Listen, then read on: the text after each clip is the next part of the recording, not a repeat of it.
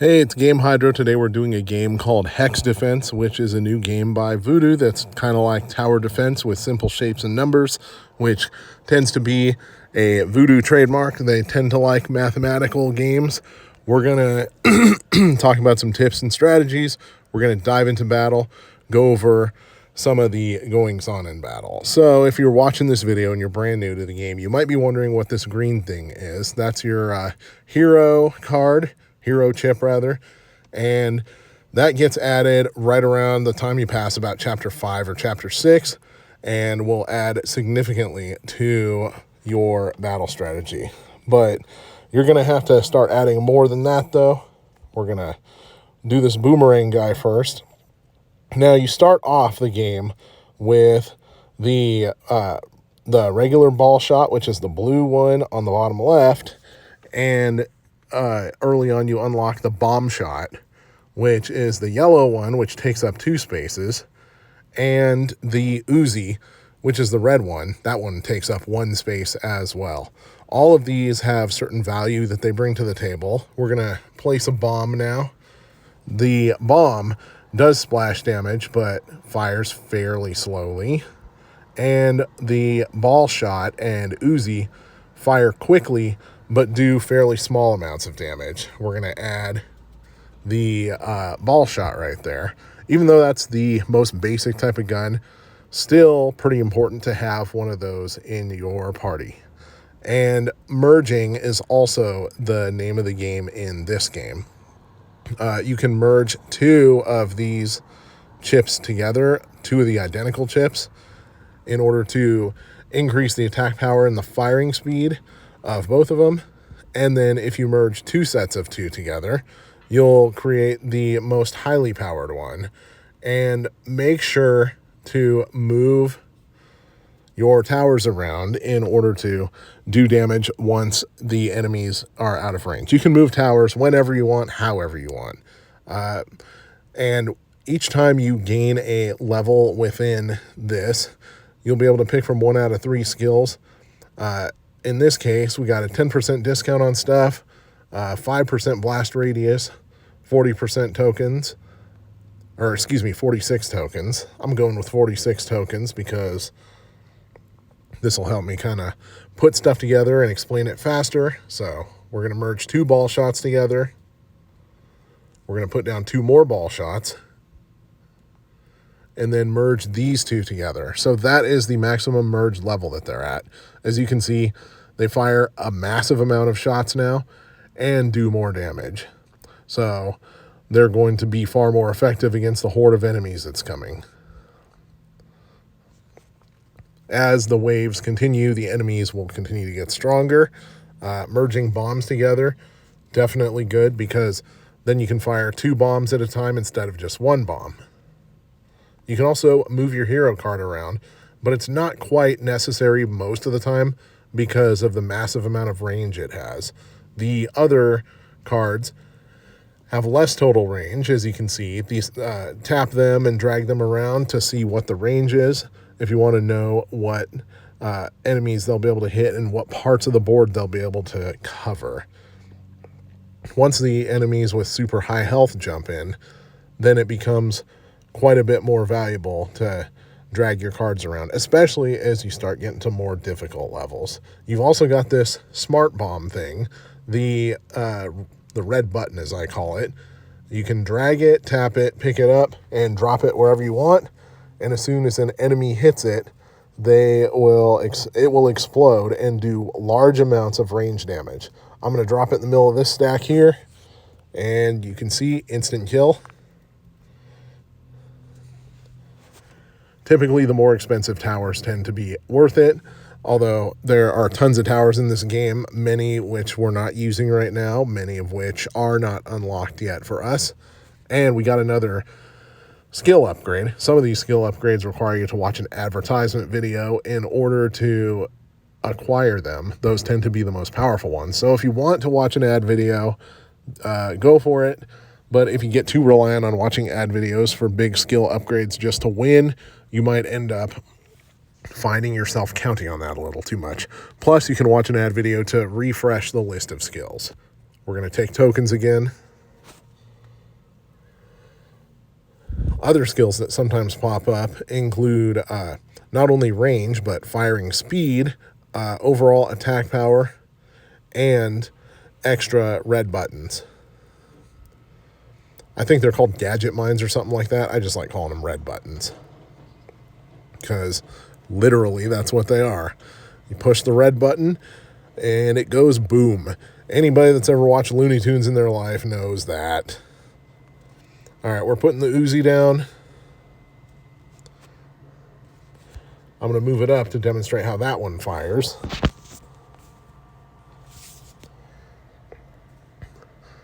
This stage is is obviously the space is fairly limited, but in general, start off your towers as close to the spawn point as possible in order to start damaging opponents very early. Especially when bosses come around, because they got a ton of health. And when the boss moves beyond the range of your towers, then it becomes a really valuable thing to move your towers to, especially your strongest ones, to try to get the boss again. And for anybody that's played the game for a while, most of the stages, aside from this one, have random wooden posts around. Some of them just get in the way. Other ones, they'll have a little gem icon on them, and you'll get gems if you shoot them. If you want to target them quickly, especially with your hero chip, then tap on it and all of your towers that are in range will target it. We're on wave 10 here. Now things are starting to get a little tough. But when the going gets tough, the tough put down more boomerangs, because boomerangs do a hell of a lot of damage. And not only that, but they do area of effect damage. They pierce through anything. And they shoot off fairly frequently, unlike bombs and unlike the sniper chip. All right. Here comes the boss tile.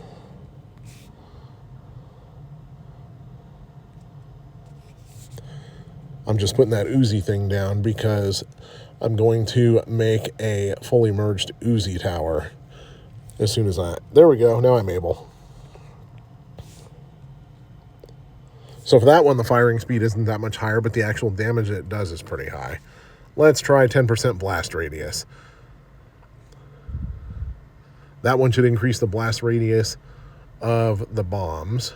Not necessarily so much the guns, and obviously not really the boomerangs, because they don't have a blast radius, but they still can tear through pretty much anything. As the waves drag on, though, you'll get more gems for each enemy that you kill.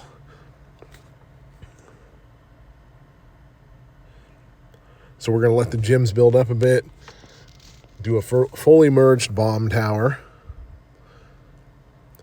Now the bomb tower where we place it right now, not really in range of those early enemies.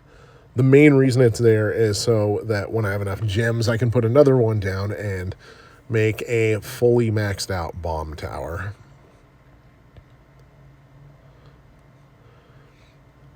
And so far with these strategies, we haven't even had to really move our guys around too much, but now we're going to start to have to.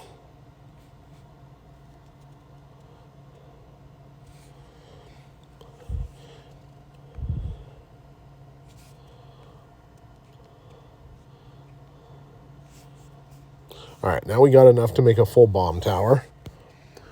And as you can see, not only does it shoot 3 bombs at a time instead of 1, but the firing speed is significantly faster, as is the amount of damage that it does, and the blast radius is bigger. So fully upgraded bomb towers, very valuable.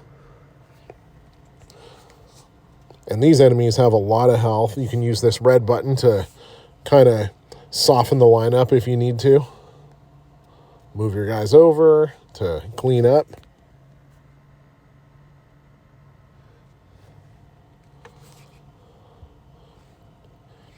And don't forget about the gems you're earning too. You can put down as many duplicates of a particular tower as you want to.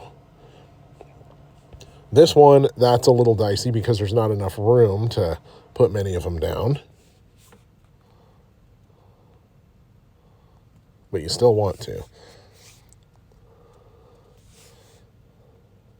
All right, here comes the boss. We moved our boomerang up to the top so that it could start softening up the line early, or softening up the boss early, because sometimes it's solo bosses that you face during the boss round. Other times it's a whole line of enemies or a whole line of bosses. In this case, a whole line of enemies with a little boss icon ahead of it that you can't really hit the icon itself, but you knock off the enemies behind it in order to stop it from reaching your base. That seemed to be a pretty easy boss stage though, but a lot of these strategies are making these stages much easier than they would have been otherwise, especially moving around the towers. I think that's the most important one. And as you move through levels, you'll unlock more stuff. We'll go over that in a little bit, but make sure to claim all of these treasure chests over here. You'll earn treasure chests for each stage that you beat, and when you reach specific waves, 1/3 of the way and 2/3 of the way through also.